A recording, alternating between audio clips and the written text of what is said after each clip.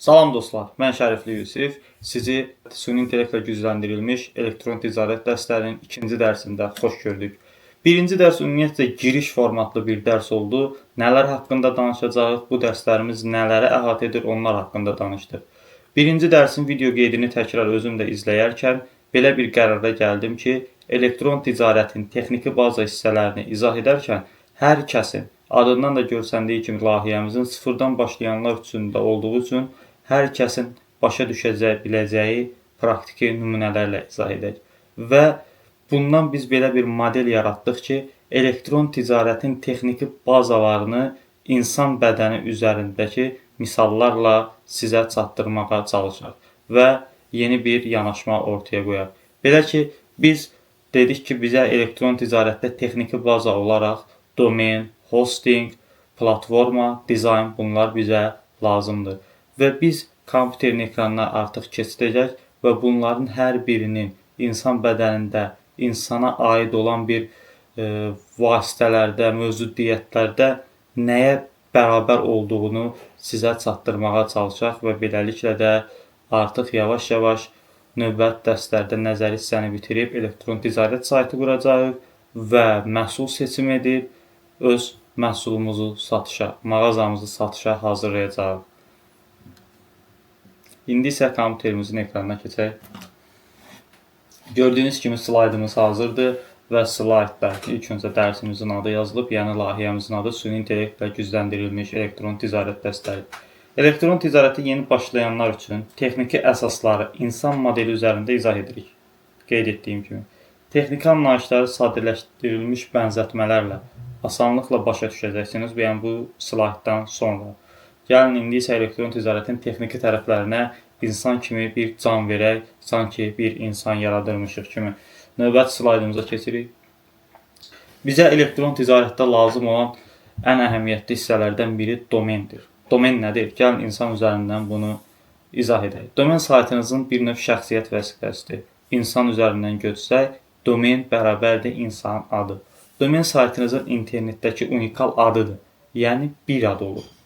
Necə ki, hər insanın öz adı var, sizin də saytınızın insanlar tərəfindən tapılması üçün bir adı var. Hansı ki, giriş hissədə dediyimiz kimi, domen sizin mağazanızın adıdır. Eyni zamanda insan nümunəsində isə insanın adıdır. Və nümunə deyək. Misal üçün, Orxan Store az. Orxan Store, Orxanın mağazası .az.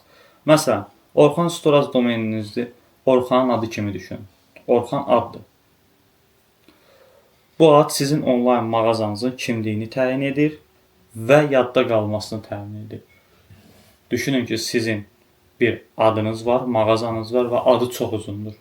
Bunu yadda saxlamaq, xatırlamaq və s. çox uzun olduğu üçün qısa, spesifik bir ad qoymalısınız. Sahənizə aid olan və yaxud öz yaratdığınız bir brendin adını qısa, yadda qalan bir ad seçməlisiniz. Bunu saytı qeydiyyatdan keçirərkən nə satacağımızı qərar verdikdən sonra domen adı necə seçilir, hansı adlara fikir verməliyik, bunlar haqqında da danışacağıq. İndi isə hələ ki anlayırıq və başa düşürük ki, saytımızın domen adı, onlayn mağazamızın domen adı dedikdə bu insanın adına bərabərdir. Belə düşünürük. Və domen adı seçərkən asan yadda qalan bir ad seçməyə çalışırıq. Domen adı seçəndə gördüyünüz kimi qarşılaşmışsınız kontakt.az, youtube.com bu kimi domenlərin sonunda nöqtə işarəsi və sonluqda bir uzantı, bir sonluq olur. Bunlar nəyə bərabərdir? Biz insan modeli üzərində bunu domen uzantısını insanın milliyyətinə, biznes üzərindən misal çəksək, biznesin növünə aid edə bilərik. Misal üçün, domen uzantısı adətən saytınızın hansı coğrafi məkanı və ya sektoru hədəflədiyinizi göstərir. Bu sizin onlayn vətəndaşlığınızdır.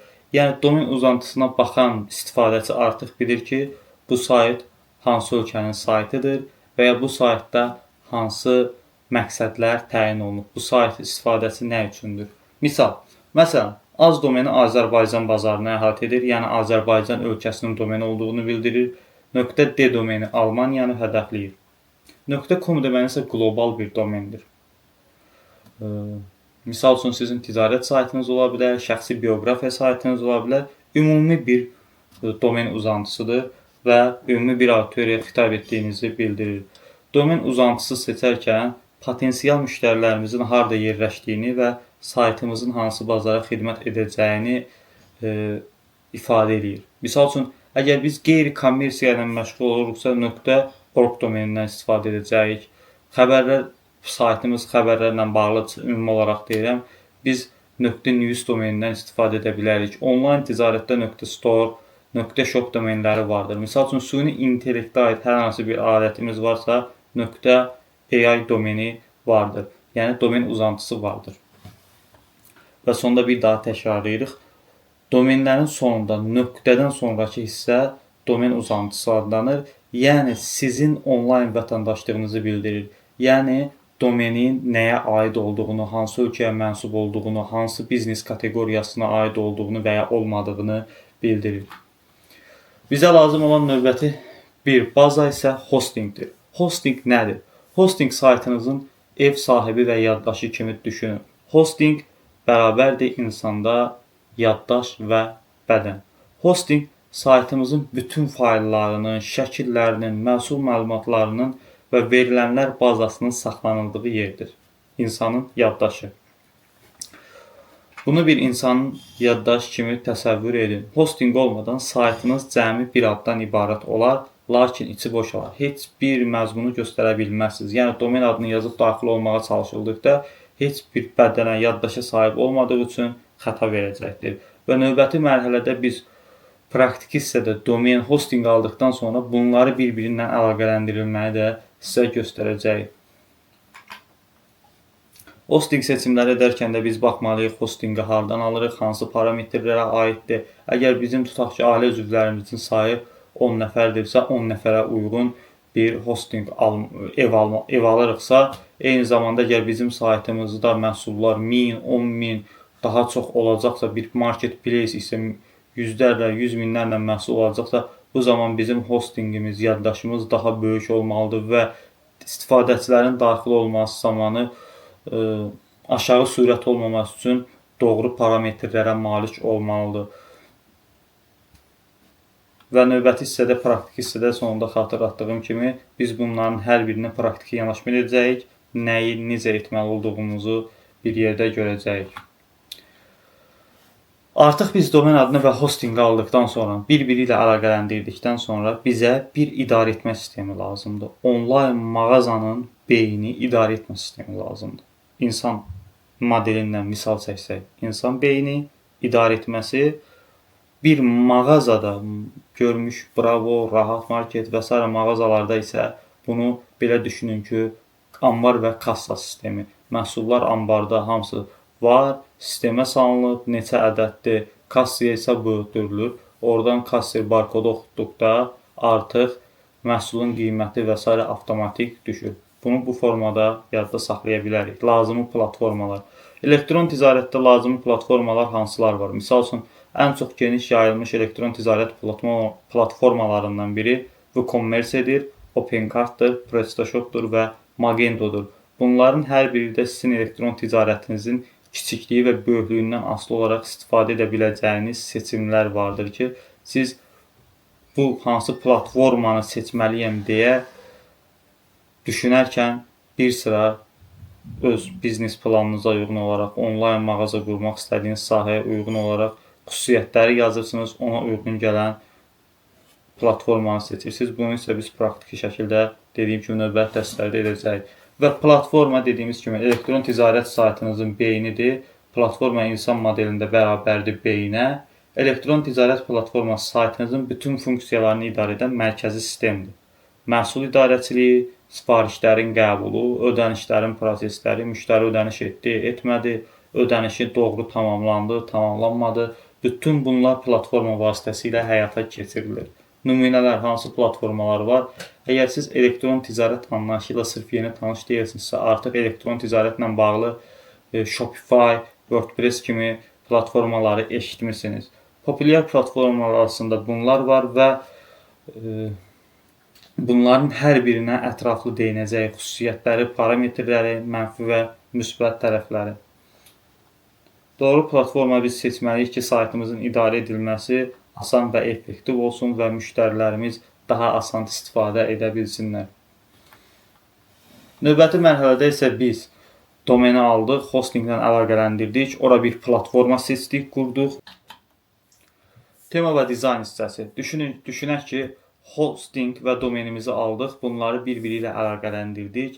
Daha sonra özümüzə uyğun olan, müştərilərimizə uyğun olan bir platformanı seçdik və hosting üzərinə qurduq. Və növbəti mərhələdə gəlir isə saytımızın, onlayn mağazamızın dizaynı. Sanki mağazamıza, fiziki bir mağazamız var və ora dizayn veririk. İnsan modelində isə bunu belə düşünün ki, bizim adımız var, beynimiz var, bir bədənimizin skeleti var. Tema dizayn isə bizim artıq nəyimizdir? Gözəlliyimiz, makyajımız və s. Və belə düşünür ki, hər bir mağazanın kateqoriyasına aid olaraq onun özünün xüsusi makyajı, dizayn olmalıdır ki, bu həmən istifadəçilərə xitab etsin. Misal üçün, uşaq məhsulları satırıqsa, ana və uşağa aid ola biləcək rənglərdən istifadə edirik, dizaynlardan istifadə edirik. Orada misal üçün bir uşaq ikonu olur, menyuları düzəldərkən uşaq ikonlarından istifadə edirik. İndi isə kompüterdə slaydımıza baxaq. Tema və dizayn saytımızın geyimi və makyajıdır. Tema insan modelində bərabərdir, geyim və makyaj. Tema və dizayn saytınızın vizual görünüşünü təşkil edir. Necə ki, geyim və makyaj bir insana ilk təəssüratı formalaşdırır.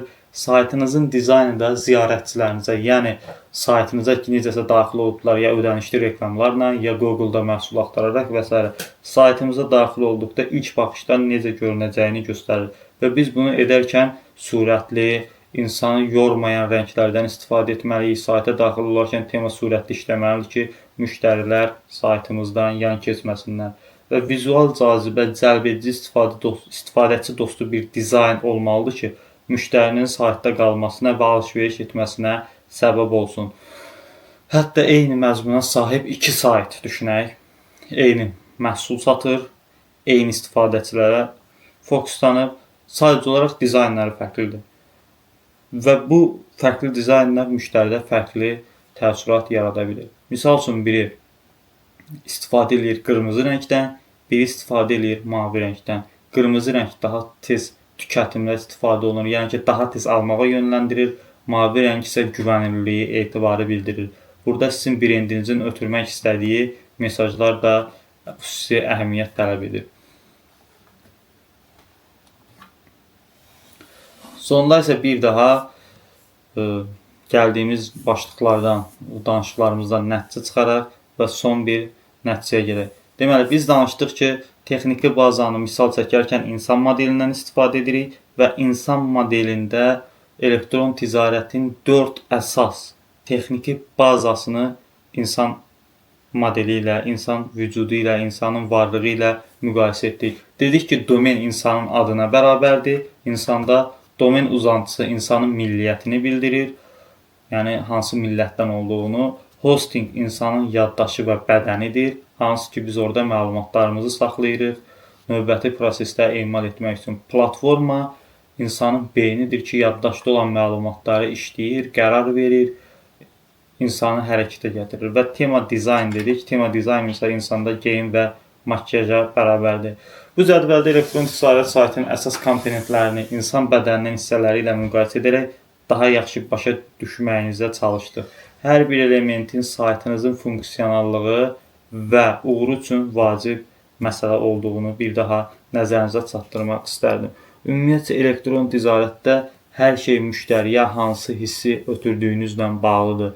Biz dediyim kimi daha öncə də elektron ticarətdə məhsulun özünü müştəriyə toxundura bilmədiyimizə görə, müştəri elektron ticarətdə məhsulun özünə toxunanmadığına görə sizin saytınızın, sizin reklamınızın, sosial şəbəkə hesablarınızın müştəriyə qatdığı dəyəri, həmən məhsulun ona qatacağı dəyər alır, bir növ məhsulun şəklini alır. Buna görə də saytımızı hazırlayarkən saytımızın adı unikal olmalıdır, yadda qalan olmalıdır.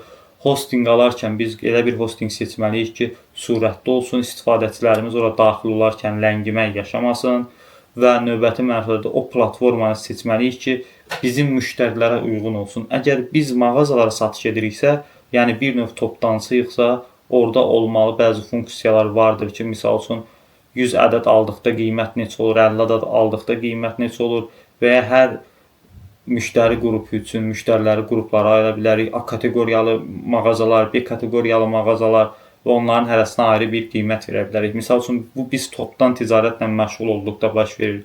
Elektron və pərakəndə ticarətlə məşğul olduqda isə biz bu platformanı elə seçməliyik ki, platformada biz müştərilərimizin istəklərinə uyğunlaşdıra bilək. Misal üçün, o platformanın uşaq, ana və uşaq kateqoriyasında misal üçün uşaq məhsulları satırıqsa, dizayn olsun. Biz o dizaynı sıfırdan yazmayaq, hazır bir dizayn olsun, biz onun ödənişini də əldə edək və ona uyğunlaşdıraq.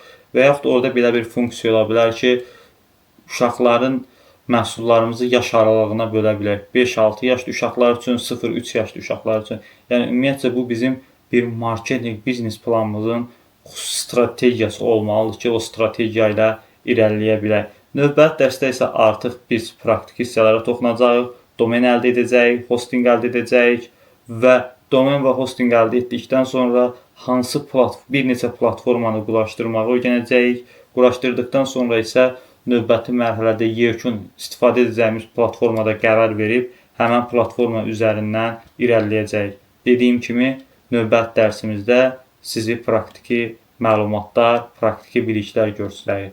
Diqqətiniz üçün təşəkkürlər, hər birinizə minnətdaram.